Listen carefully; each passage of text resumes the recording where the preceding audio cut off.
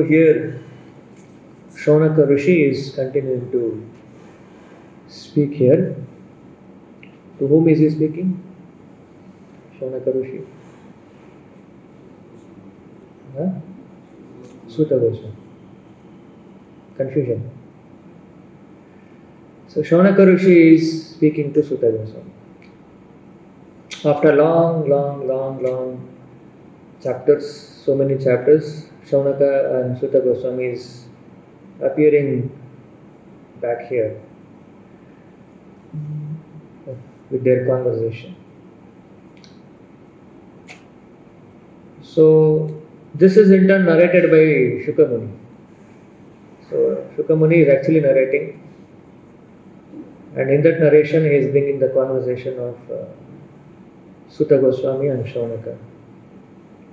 And in that conversation of Vidura and Maitreya. There's so much of chains of conversation. This is because when the speaker, when they want to speak, they always quote authorities. With the reference of authorities, they are speaking the transcendental knowledge. That's why we see here conversations inside a conversation, and in that conversation another conversation. So, since the speakers, they always quote authorities while speaking. So that significance we can see here. And in this conversation, sometimes we miss the track, that who is actually now speaking to whom. So the background is further why Suta Goswami is talking about this. Some interesting questions were asked to Suta Goswami because of which this entire conversation has come. If we all remember that, why the entire conversation of Vidura and Maitreya is being spoken. What is the background? In the beginning,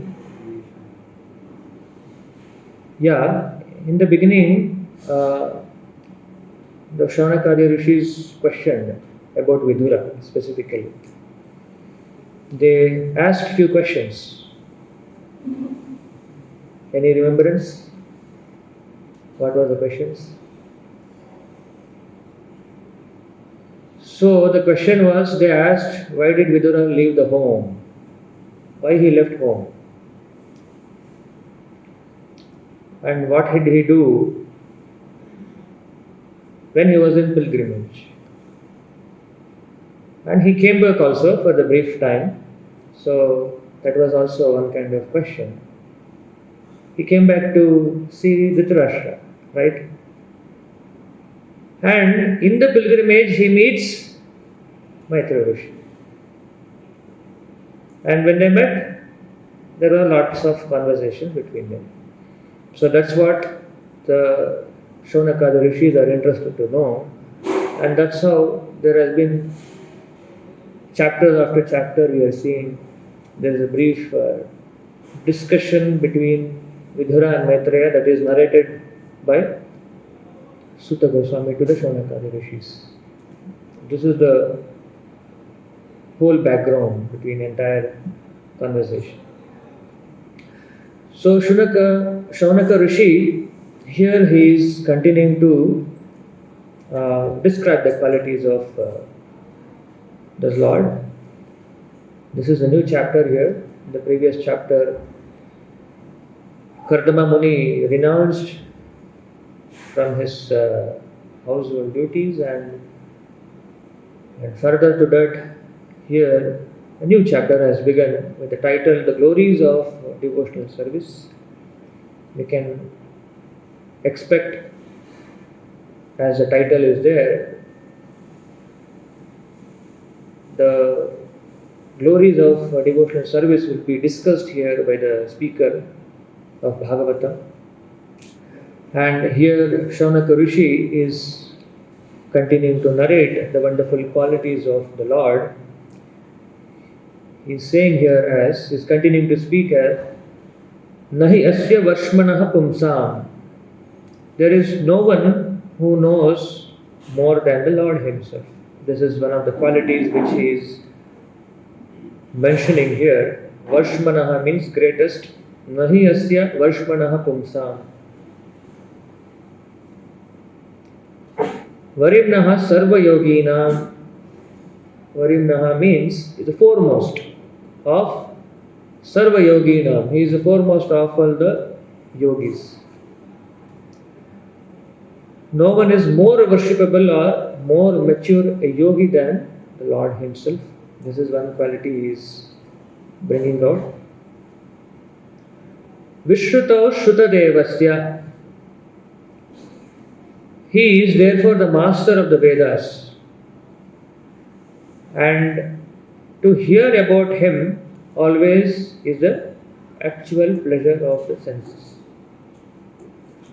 Bhuri tripyanti me swaha aswaha. So, these are some of the wonderful qualities of Lord that Shaunaka Rishi is summarizing here. And Srila Prabhupada is continuing to elaborate that in this purport. We'll try to understand that. So, in the beginning of the purport, Prabhupada is mentioning here that there is no one who is equal to or greater than the Lord, the Supreme Personality of Lord Godhead in this creation. And there are many references about this statement, even in the scriptures also, that Lord is supreme and there is no one equal or above Him. In Bhagavad Gita also it is mentioned. Anyone can recollect? Sorry? Dear Lord is saying, I am the source of everything. Mattaha parataram jnana. Anything else? Aham sarvasya prabhu. There is one more verse. He is directly saying there is no one above me. Asama urdva. I think there is one more verse. I am also forgetting in this pursuit of questioning.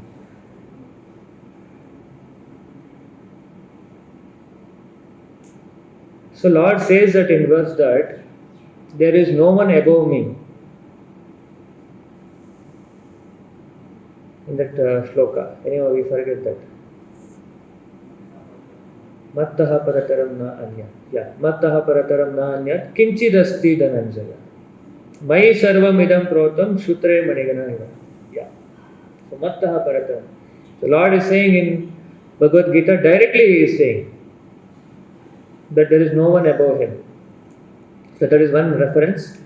And Bhagavatam also says He is asamaha urdvam. Asamaha means there is no one equal to Him.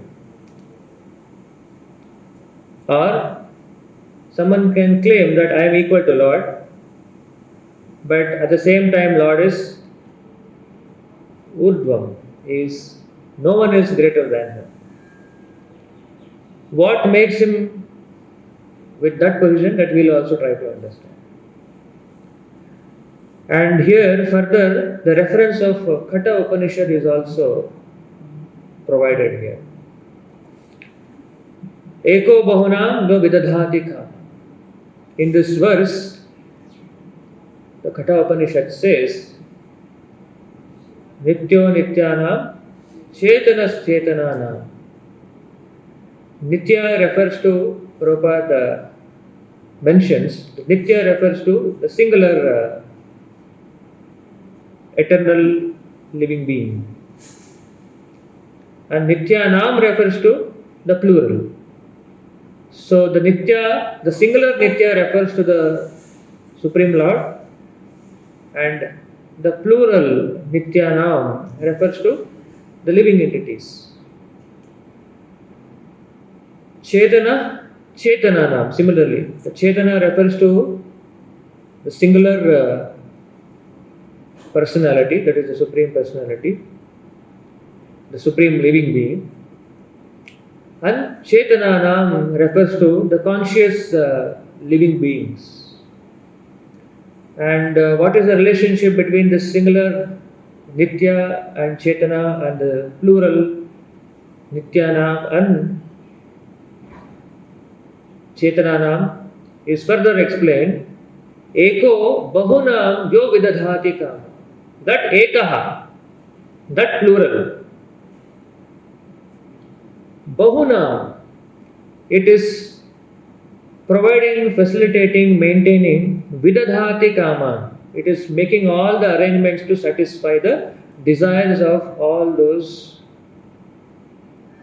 the living beings. So nityo nityanam chetanas chetananam eko bahunam vidadhati kaman. So in that sense, there is no one who is superior to the Supreme Personality of Godhead. So if someone claims I am Supreme Personality of Godhead, that means he has to satisfy this formula. What is the formula? He should maintain everyone in this creation. He should have that capacity to maintain everyone in this creation and satisfy everyone's desire of every living being in this creation. Practically no one will be able to do this. We are tired of maintaining one family, maybe a family of 4 or 5 people, having so many desires, and the family head tries to satisfy their various desires, but he fails. Not possible. Nor satisfying the desire of the community, satisfying desires of the people living in the country, in the nation, the international. So no one will be able to succeed in that pursuit. Because only the Lord, the Supreme Personality of Godhead, only has this ability to maintain every living being. So it is only by false understanding that someone may claim that I am maintaining, but it is in real sense, it is the Supreme Personality of Godhead who is making all the arrangements for satisfying the different various desires of the Lord. The Lord exhibits Himself, expands Himself as Paramatma in everyone's heart, and He is keeping a watch of various desires. And He is trying to satisfy, not trying, He is only satisfying all the desires of the living beings. So that is the supreme position of the Lord. And further, Prabhupada says that both the Vishnu Tattvas and the Jiva Tattvas are subordinate to the Supreme Personality of Godhead. Both Vishnu Tattva and Jiva Tattva. Jiva Tattva, anyhow, they are subordinate, this is clear. But Prabhupada is saying even Vishnu Tattvas are also subordinate to the living beings. Yeah, subordinate to the Supreme Personality of Godhead. So in Brahma Samhita, Lord Brahma, he says, Deeparchareva hi dashantaram apyupetya. He gives an example of 10 candles, and the first candle is lighting the remaining 9 candles, and all the 9 candles are equally powerful and potential like the first candle. But still, the original candle is the superior. Similarly, Krishna has so many incarnations, so many expansions. So all the expansions and incarnations of Lord, no doubt they may be equal in power and qualities, but Govindam Adi Purusham. So that Supreme Personality of Godhead is original personality of Godhead, who is the source of all other incarnations. So in that sense, all other incarnations of Lord is also subordinate to Krishna, who is the original Supreme Personality of Godhead. Further in the Nectar of Devotion also, it is being explained how the Vishnu Tattvas are subordinates of the original Personality of Godhead. Lord Krishna has how many qualities? 64 qualities. And Vishnu has 60 qualities. So that means, that itself shows that Krishna has some very exquisite qualities which makes him superior to even the Vishnu Tattvas, even the Vishnu incarnations. There are 4 special qualities of Krishna which makes him distinct from all other Vishnu Tattvas and superior to Vishnu Tattvas also. Although they are equal in terms of power and potency, but that keeps the position of Krishna as the supreme. What are those 4 qualities? One is Leela Madhurya. Leela Madhurya, Rupa Madhurya, Prema Madhurya, and Venu Madhurya. So these 4 qualities distinguishes Krishna as a Supreme Personality of Godhead and distinct from his own Vishnu Tattva incarnations. As a Leela Madhurya, Krishna performs various wonderful pastimes. And among all the pastimes of Krishna, the pastimes of Krishna in his childhood form is very, very much sweeter and exquisite and very much attractive, which is never found in Vishnu Tattva incarnations. There are many pastimes. There are many sweet pastimes of Lord Krishna in his childhood form. Krishna pleasing the gopis, Krishna pleasing Mother Yashoda. In some pastime, Lord Krishna lifts the footwear of Nanda Maharaj at a young childhood form, and he pleases everyone. Sometimes he steals the butter and pleases the devotees of Vrindavan, and sometimes he benedicts his devotees in a way which is very, very uncommon. Like the fruit seller, now when she came to sell the fruits, so Krishna wants to buy the fruits, but in the barter system something has to be given back. So Krishna comes with a handful of grains, picking from his home up to the door. By the time he could come, all the grains would drop off his fist. So what is remained is few grains. So looking at this, the fruit seller was so pleased, and she gave all the fruits to Krishna, how much ever he could be able to hold on his 2 hands. And in return, Krishna blesses with basket full of gold and jewelries. So these are wonderful childhood pastimes of Krishna. There are so many such like pastimes of Krishna in his childhood form, which distinguishes, which makes him unique than his pastimes in Vishnu Tattva form. And similarly in the Prema Madhurya, he is always surrounded by his loving associates. Krishna is always not alone. He is always surrounded by his devotees who are filled with love of Godhead. And always they deal with the Lord in his loving reciprocation. So he is never alone like that. So that which makes very special. But in Vishnu Tattva forms also there are devotees surrounded, but they are always in a Aishwarya Bhavana. Gopis, they don't want Krishna to see in his Aishwarya Bhavana. So during the Rasa Leela, if Krishna would manifest in his Aishwarya Bhava, they would not recognize the Vishnu form as Krishna. Who is this person? He is not Krishna. Our Krishna is a cowherd boy, dressed himself in cowherd form with various flowers and with the peacock feather. So that is a special Prema Madhurya feature of the Lord which makes him unique. And the Venu Madhurya.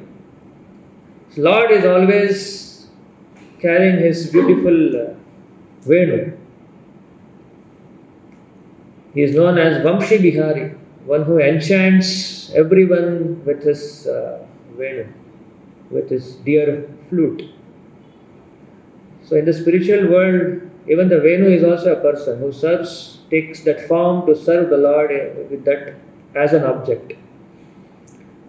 So when Lord Krishna plays his flute, Venu, it is so enchanting that he enchants even the demigods, even the foremost of the demigods like Brahma, Shiva, and Maheshwara, and Indra. Everyone is enchanted by the sweet playing of Krishna's flute. And the gopis would give up their all family protocols, just getting enchanted to the sound of the flute of Krishna. So they give up their family duties. They would come out of all those barriers that is there in the family life, and in the dead of the night they would reach to Krishna following the sound of Krishna's flute. So that is the special unique feature of Krishna with his divine flute. And Rupa Madhurya. So Krishna's form, as such, Krishna himself, the word Krishna means one who is very attractive, all attractive. And he is attractive even though his form is blackish in his complexion. Not exactly the pitch dark black complexion. Navina Nirada. Bhaktivinoda Thakura says, Navina Nirada Rupa Manohara Mohana Bamshi Vihari. Navina Nirada. Navina means fresh, rain cloud. Now, when it is about to rain, the color of the cloud is defined as Nirada, Navina Nirada. And that is Rupa Manohara. That form is Manohara. It is very, very enchanting. Ordinarily in this material world, black and beauty doesn't go together. Right? Someone who is black is considered as ugly. So there is a dvandva. But Krishna's beauty, although he is the complexion of the fresh rain cloud kind of blackish complexion, still is beautiful. So much beautiful that he is all attractive. He is attractive even to the demons. He attracts even the demons. Maybe in the negative form, maybe in the negative way, but he is attracted to every living entity. So much attractive, he is attractive even to the Vishnu Tattvas. There is a pastime where Lord Vishnu wants to see Krishna, and he does a pastime of stealing the children of Brahmanas, if I am correct. And the Brahmana petitioned Yudhishthira that what kind of administration is going on, that my children are getting disappeared. So finally Arjuna takes a vow to trace out and solve this mystical puzzle. So finally nothing happens. So Krishna and Arjuna visits Yamaraja. Those children are not there, and they finally come to Vishnu's. I think it's Garbhodakashayi Vishnu. Sorry? Karunodakashayi Vishnu. So, because Karunodakashayi Vishnu wanted to see Krishna, so this pastime has happened. So, Krishna is attractive even to the Vishnu Tattvas. So, these are the four unique features of Krishna which makes him superior to his own Vishnu Tattvas, his own Vishnu expansions. So that's how it is said here, both Vishnu Tattvas and Jiva Tattvas are subordinate to Krishna himself. And further Prabhupada says mentions the qualities of Krishna which makes him superior. He has the qualities of richness. He is more rich, he is more famous, he is more stronger, he is more beautiful, he is more wiser, and he is more renounced than anyone else. So these qualities makes the Lord the superior, which is the definition of being a Bhagavan. Even in this world, if someone is having even one of these qualities, he'll become very, very famous.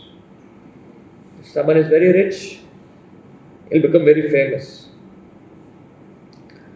And if someone is very beautiful, they'll become very famous. Even with little beauty. But their fame is not eternal.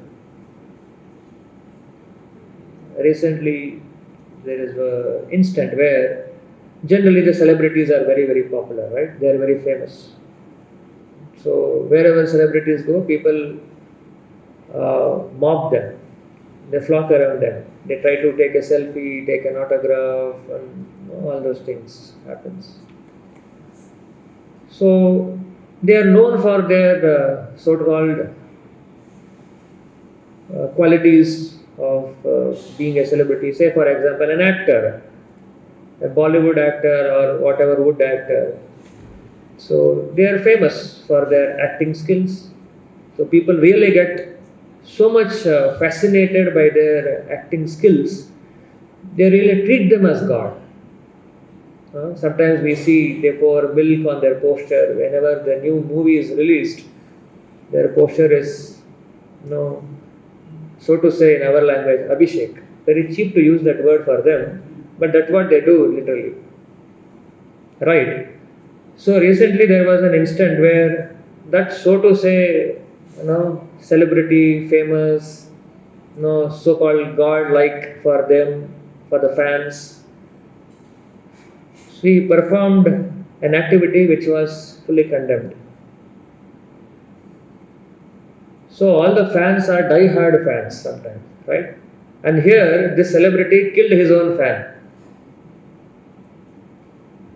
That is a real instant, real story. A famous movie star in South India, he killed his own fan. Why he killed? Because that fan spoke bad about his extramarital affair. So he had an extramarital affair and it was known to the world. It is nothing hidden.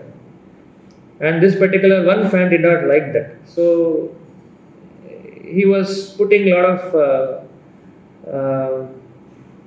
bad mouthing in the social media, which made him very disturbed and went and killed him. This is the so-called famous people of this creation. Although they may be very, very famous for their whatever skill or qualities they had, but they are fallible in nature. Overnight, all those famous, overnight he became subject of criticism. So this is the state of the famous or the famity that someone has in this world. So they are fallible in nature. On the contrary, Krishna is also famous, but his state of being famous is not fallible, is infallible. Krishna, although he performs rasa dance, someone may now accuse, Krishna is also having so many association with girls. Why he should not be accused? It's a similar kind of situation. Some South Indian so-called celebrity, he had extramarital affair, he is accused. Similarly, someone may extrapolate and accuse the Lord. So what is so great? Lord is also like that. No. Ordinary man cannot understand the position of the Lord.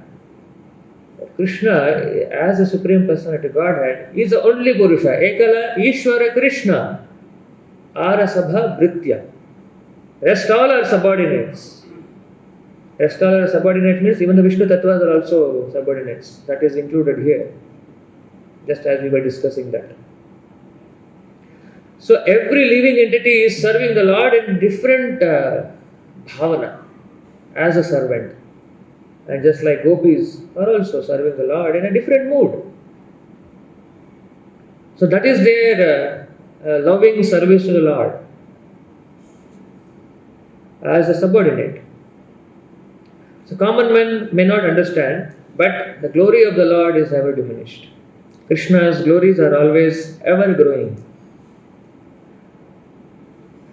And like, although common man also may be famous, he may be rich, but his richness, his beauty is fallible in nature. So that's what we can understand how Lord is Supreme Personality of Godhead in all situations, in all circumstances, and these qualifications make him supreme. And further, Prabhupada also explains that devotees of the Lord also will become powerful. Devotees may not be as powerful as the Supreme Lord, but by the constant association with the Lord, they become as good as the Lord himself. So we see sometimes Lord also makes an arrangement to project his devotees as if they have become superior than the Lord. On the one hand, scripture says that Lord is asama urdhva, there is no one above him. But Lord sometimes enacts some pastimes to show that I am subordinate of someone. So that is the Lord's concession. Krishna Prabhupada says that is a concession of the Lord and the mercy that he is showing upon his pure devotees. Krishna will not become subordinate of some third class person. When Krishna is becoming subordinate of someone, means that someone is a great devotee of the Lord. He is a pure devotee of the Lord. Just for example, Yashoda, Nanda Maharaj. So when Krishna in his childhood pastimes, he exhibits as if he is subordinate to Yashoda and Nanda Maharaj. The same Lord who is Asama Urdhva. Because he wants to relish even that bhavana also. He wants to experience that rasa of being subordinate to his devotees and project his devotees as if he is superior to him, and thereby he experiences that rasa of being subordinate to Lord, subordinate to his devotees. So that is the concession given to his devotees. So only very select few special great devotees only will get that position, and that doesn't mean that they have become superior to the Lord. Right? And further, Prabhupada also explains on how anything that is connected to Lord, his teachings, his instructions, and his activities are all very sweet to hear. It enlivens the living entities. Those who hear those pastimes of the Lord. The Vedic literatures which describes the activities, teachings and instructions of the Lord are transcendental in nature. And anyone who hears them, Shrutadevasya, Vishrutau Shrutadevasya, Bhuri Tripyanti, it satisfies the living beings. So much so that they want to hear them again and again. That is because of the nature of the scriptures being transcendental in its qualities. The scriptures like Bhagavad Gita and Bhagavatam, here Prabhupada says, can be heard many times. And whenever we hear it again and again, it gives pleasure to the person who is hearing. So that is a test. When we hear Bhagavatam, when we hear Bhagavad Gita, it should give us an impetus to hear it again. Not that we have heard, okay, no, I have heard, close the book. I have heard, I have completed. One round I have completed Bhagavatam. One round I have completed Bhagavad Gita. Or the places or the pastimes connected to Krishna, they have to be heard again and again. Sometimes when we request devotees to come to Vrindavan, no, Yatra is there, please come. Last year, Jaake aaya na Prabhu. I visited last year. Okay, done and dusted once. But these things have to be done repeatedly. Bhuri. Here, the word Bhuri is very significant. Bhuri tipyanti. Prabhupada says Bhuri means repeatedly. We repeatedly take the name of Krishna, Rama. No, in Hare Krishna Mahamantra Japa, we take the name of Krishna, Rama and Hare. So repeatedly we take these names. Spiritual life means we should get accustomed to doing the work, doing the sadhana bhakti, doing the anga of the sadhana bhakti again and again. Not that today I did something, tomorrow something unique, and day after tomorrow something unique further. No. We have to do that repeatedly, the same thing again and again. Nityam Bhagavata Seva. You have to hear those instructions and again. Because Krishna's instructions, Krishna's teachings are all absolute in nature. And in this way, Lord is known as Govinda. Govinda means one who gives pleasure to the senses. Pleasure to the senses means not the material pleasure, not the sukha atindriya dukkham. No, that kind of pleasure will give dukkha to the pleasure. The material pleasure will give displeasure to the senses. It gives dukkha. It becomes a karana of dukkha, material pleasure. Lord, when he is known as Govinda, it is not that he will give material pleasure to the senses. That is a transcendental pleasure. How? By coming in connect with everything that is connected to the Lord, like His teachings, His activities, His instructions also. So instructions are also, generally instructions mean what? Do, don't do. And in a rebellious state, we don't like to take instructions. This is the one of the characteristics of the rebellious nature of the living being. Don't like to take instructions. And spiritual instructions, specifically, one should be always ready to accept.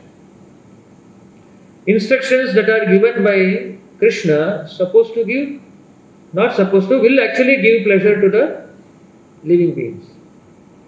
And the same instructions are coming down through the parampara system, through the spiritual disciplic succession, through the guru, through the authority structure.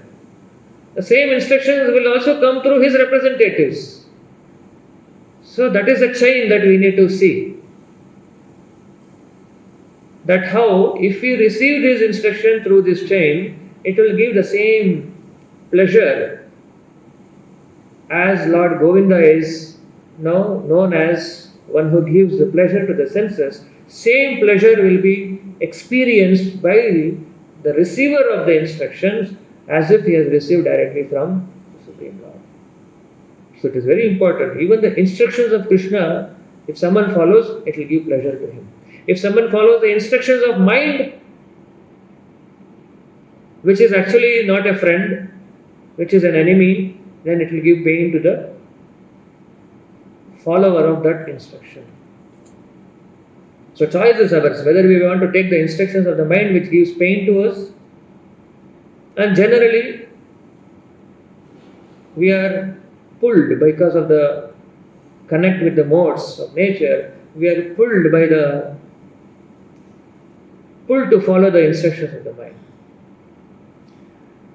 So that is how one has to be always put himself in a position to accept the instructions. When instructions are coming, mind should be kept aside. Because whenever some instruction is coming to us, our mind will be very active. First and foremost, what will be active? Will be our mind. For what? To say no, to reject, to rebel. Because this is a conditioned state of living entity. Because of this only actually we are there in this world. Ichcha, dvesha, samuthena, dvandva moha. Because of this only we are there in this world. So that is a practice. That practice is called sadhana. So the sadhana means we are defying the voice of the mind, which says no to the spiritual instructions, which rebels to follow the spiritual instructions, which rebels to follow the instructions of superior authorities. So one should practice that. That is called sadhana bhakti.